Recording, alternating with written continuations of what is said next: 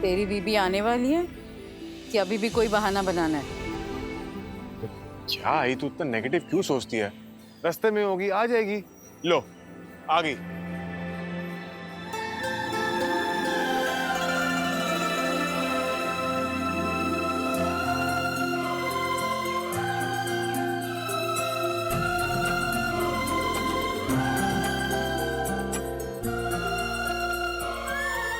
तो भाई काय झाड़ा वो ऐसी लंगड़ाते क्यों चल रही है? सब ठीक तो है ना? हाँ मैं ठीक हूँ, आप चिंता मत कीजिए, बस हल्की सी मोच आ गई। चले? चलो। काम। क्या हुआ? ऐसे नहीं जा सकते ऊपर। क्यों? हेलीकॉप्टर बुलाया क्या?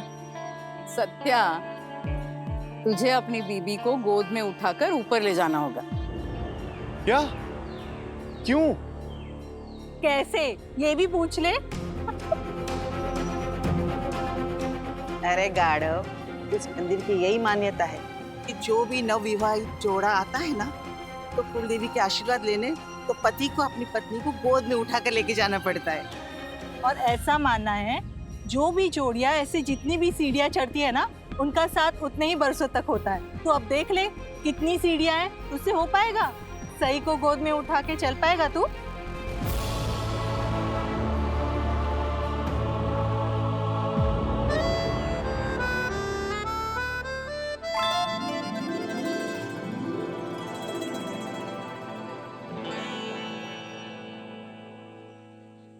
रहने देना आई। अब अगर खुद से चल के जाएंगे तो कुलदेवी का आशीर्वाद कम थोड़ी ना हो जाएगा। और तुझे तो पता मैं कितने साल से जिम में नहीं गया। थोड़ा तो तरस खा ले अपने बेटे पर आई। मैं खुद से चली जाऊंगी, सत्या को तकलीफ देने की कोई जरूरत नहीं है। हाँ चलो चलते हैं, चलो आओ। सही, बहुत दर्द हो रहा है। हाँ थोड़ा दर्द तो हो रहा है।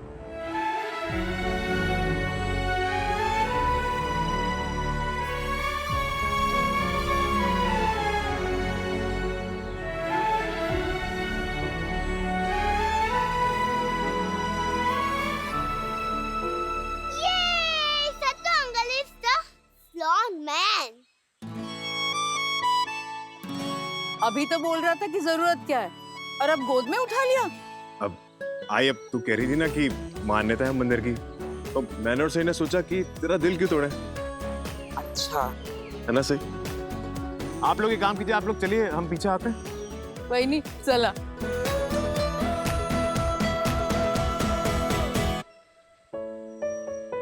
तुमने मुझे क्यों उठाया? तुम्हारे पैर में चोट लगी है, तुम्हें दर्द हो रहा था। Just relax and enjoy the ride. तुम्हारा मन करे ना तो मुझे ऊपर जाके सवारी के पैसे दे देना। ज्यादा अनकंफर्टेबल होने की जरूरत नहीं है। एक छोटी सी रस्म ही तो निभानी है, ज्यादा कुछ बदलेगा नहीं। हम तब भी दोस्ती रहने वाले हैं।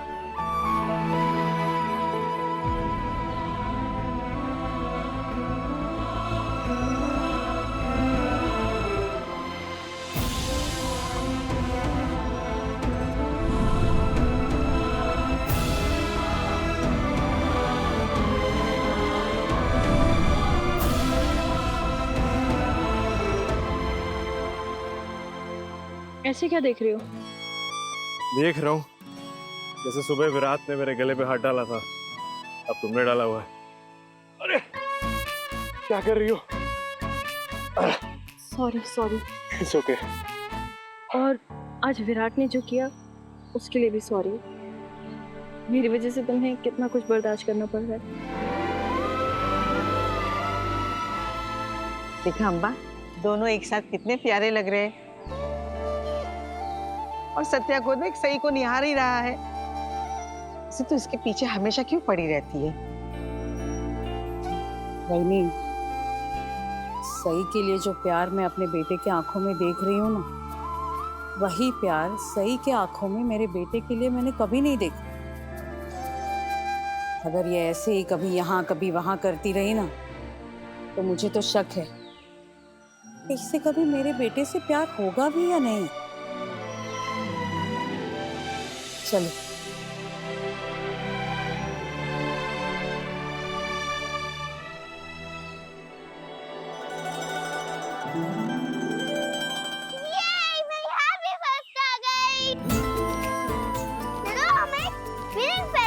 है।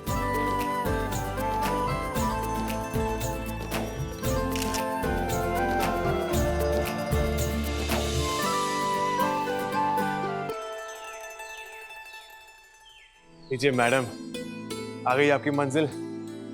प्लीज 5 स्टार रेटिंग जरूर दीजिएगा। अरे वाह, अब तो जिंदगी भर का साथ हो गया।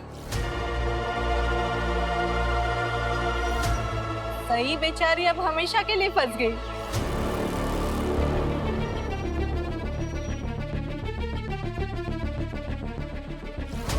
अभी हो गया तो चले अंदर।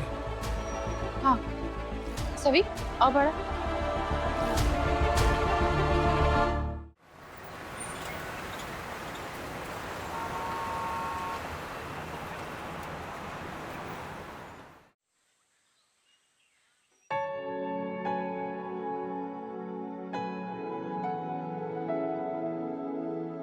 अश्विनी नानी, ये देखिए, सभी ने उसकी सेल्फी भेजी।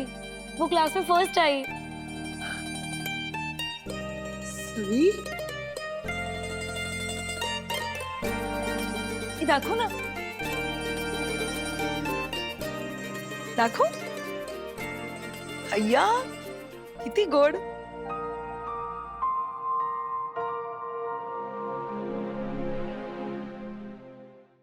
अरे आप इतने इमोशनल क्यों हो रहे हो? सभी मेरी पोती है हरनी. कल तक वो इसी घर के आंगन में खेलती थी, कूदती थी, हर वक्त हमारी नजरों के सामने रहती थी. आज उसकी फर्स्ट आने की खबर भी मिली है तो कैसे? फोन पे वो खुशियां मना रही है, लेकिन औरों के साथ. हम लोग उसकी खुशियों में शामिल नहीं हो सकते ना, इसलिए थोड़ा चुप रही है. ये बात कुछ मस्त मस्त. ये बात तुझे अब चुभ रही है? अश्विनी, तू ऐसे दोनों तरह से डमरू कैसे बजा सकती है? पहले तो तू खुद ही सई की पीठ थपथपा रही थी कि वाह सई वाह, तूने सत्या से शादी करके बहुत बड़ी कुर्बानी दी है, हमारे परिवार पर एहसान किया है. और अब जब सभी उनके साथ रह रही है, सत्या के परिवार के साथ अपनी खुशियां बांट रही है, तो अब तुझे ये बात चुभ रही है? क्या है नवीनी, दुनिया में ना दो तरह के लोग होते हैं. कुछ लोग होते हैं जिनके पास दिल होता है, वो दूसरों के जज्बातों को, भावनाओं को समझते हैं, दूसरों की तकलीफ, उनका दर्द, इसका एहसास होता है उन लोगों को. और कुछ लोग ऐसे होते हैं कि जो हर वक्त हर चीज को सही और गलत के तराजू में तोलते रहते हैं. जज्बात, ये तकलीफ, ये दर्द कुछ समझता नहीं है उन्हें बस सही और गलत या फिर फायदे और नुकसान के उलझनों में वो उलझे रहते हैं. बदकिस्मती से आप उन लोगों में से हैं जिन्हें दूसरों की तकलीफ, दूसरों के दर्द की कोई कदर नहीं है.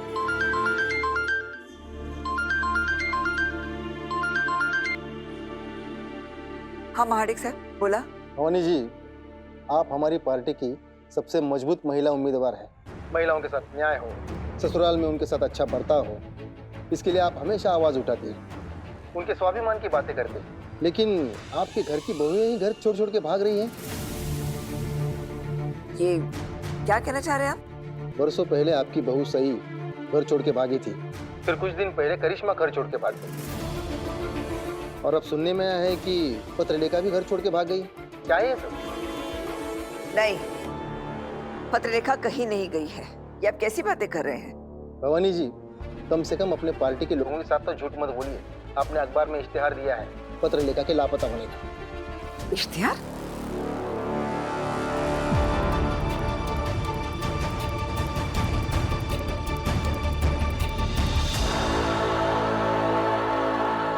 पत्रलेखा, तुम जहां कहीं भी हो, घर वापस आ जाओ.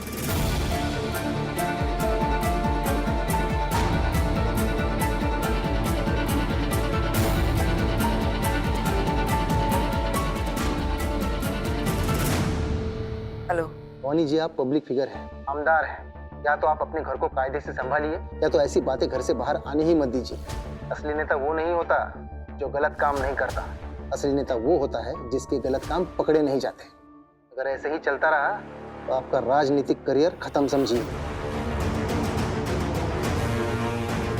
ये सब सही नहीं किया है.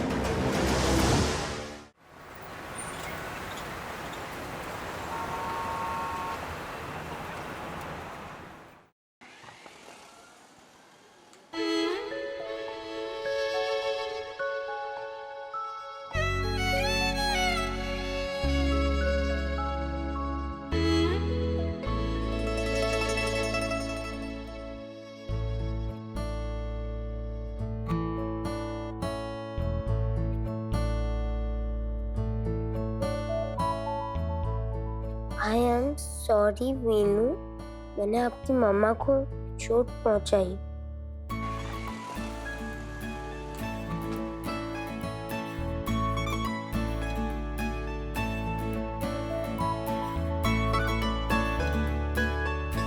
आई एम सॉरी कि मेरे वजह से आपकी मम्मा यहाँ से चली गई।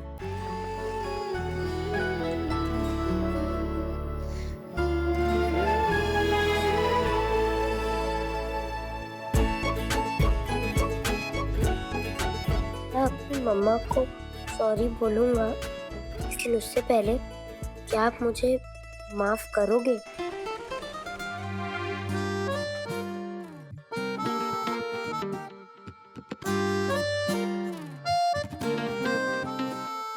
सॉरी बड़ा।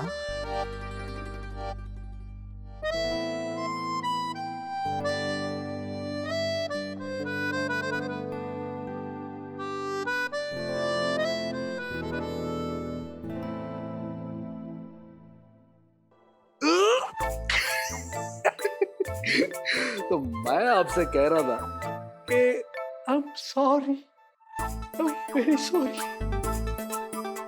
मैं आपके हर एक पनिशमेंट के लिए तैयार हूं। आपको तो मैं उठक बैठक कर सकता हूं, कान पकड़ के कर सकता हूं। नहीं, मैं घुटनों के बल जाकर हाथ ऊपर कर सकता हूं। मैं मुर्गा बन सकता हूं। बड़ा, क्योंकि कल आपका बर्थडे है, हर साल की तरह इस साल भी हम आपका बर्थडे धूमधाम से मनाना चाहते हैं। सॉरी बड़ा, प्लीज।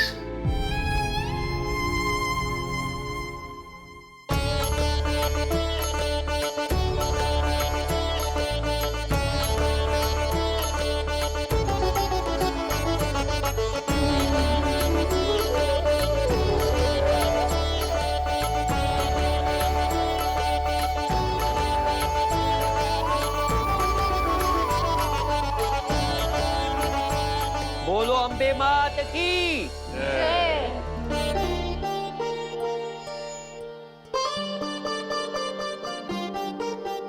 आपकी बहू के कदम बहुत शुभ है आपकी बेटी के लिए। इसकी सारी मुसीबतें और इस पर आने वाली सारी बाधाएं ये अपने सर पर ले लेगी। बहुत ही सौभाग्य से बनी है ये जोड़ी। आपकी बेटे की जिंदगी बहुत खुशहाल हो, इनके लिए इस शादी से शुभ और कुछ नहीं हो सकता।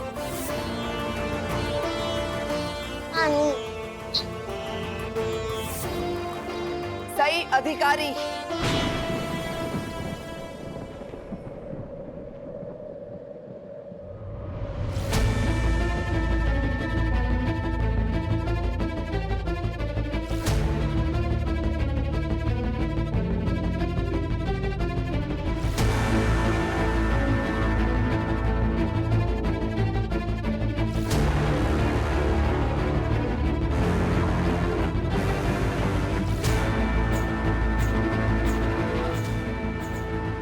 आप यहाँ क्या कर रही हैं? ये इश्तिहार तूने छपवाया है अखबार में?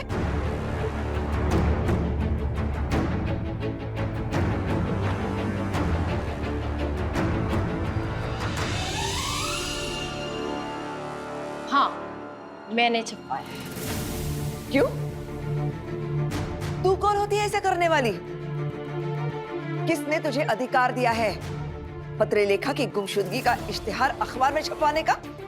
ये आप मुझसे पूछ रही हैं कि मैंने ऐसा क्यों किया है? क्या आपने वीनू की हालत नहीं देखी?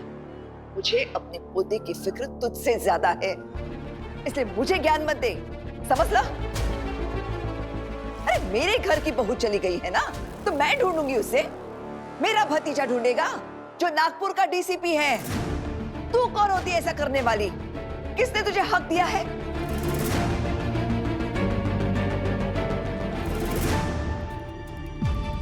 तू सही चौहान नहीं है, सही अधिकारी है।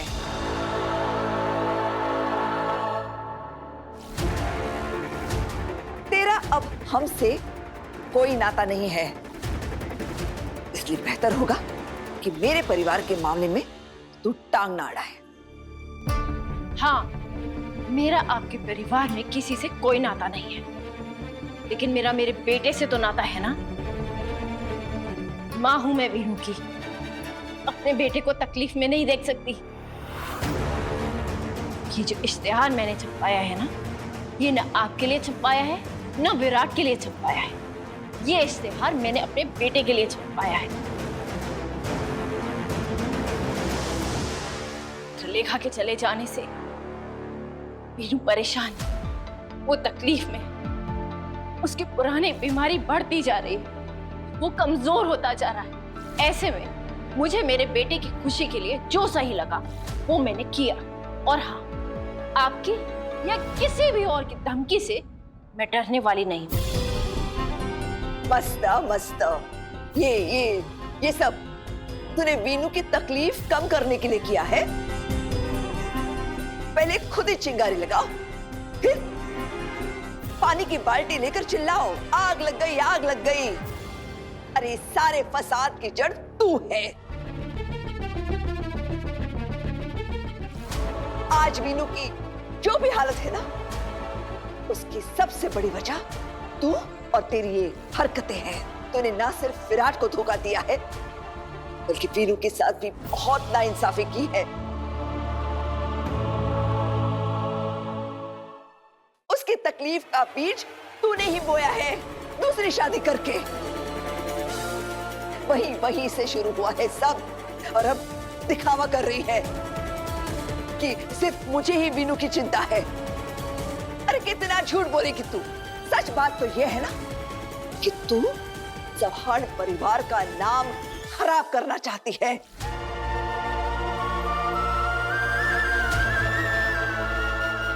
और मैं अच्छे से जानती हूँ कि ये सब तू किसके इशारों पर कर रही है।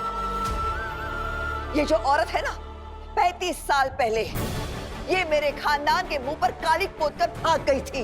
उतने से इसका दिल नहीं भरा जो आज तुझसे ये सब हरकतें करवा रही है।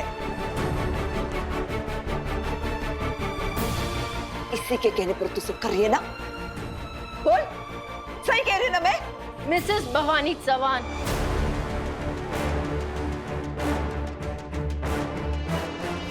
एक ना बहुत पुरानी कहावत है, चोरों को सारे चोर नजर आते हैं। आपने ना अपनी सारी जिंदगी दूसरों के खिलाफ चालें चली हैं।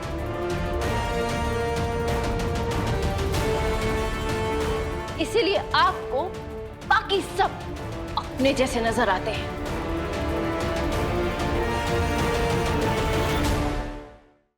ये इश्तिहार ना मैंने अपनी सास के कहने पे छपवाया है और ना ही किसी और के कहने पे छपवाया है। मैंने इस इश्तिहार के छपवाने की जो वजह बताई, वही वजह है मेरे बेटे की खुशियां और उसकी भलाई। और इस वजह को अब अच्छी तरीके से समझ ले तो ही बेहतर होगा।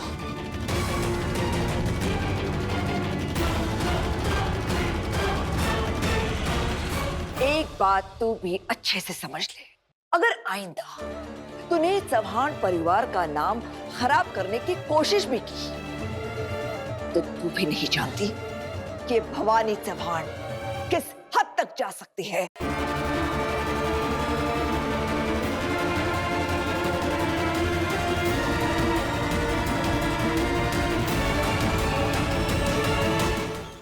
अरे तू भी एक बात अच्छे से समझ ले, मैं वो 35 साल पहले वाली भवानी नहीं हूं जो तेरी काली करतूतों पर कुछ नहीं कहूंगी।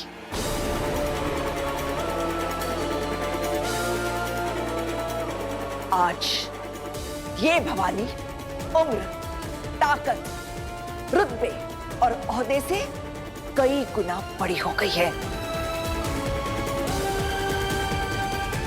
कोई अपने सबसे बुरे ख्वाब में भी मुझसे उलझना नहीं चाहेगा। यकीन नहीं हो रहा तो पूछ अपनी बहू से।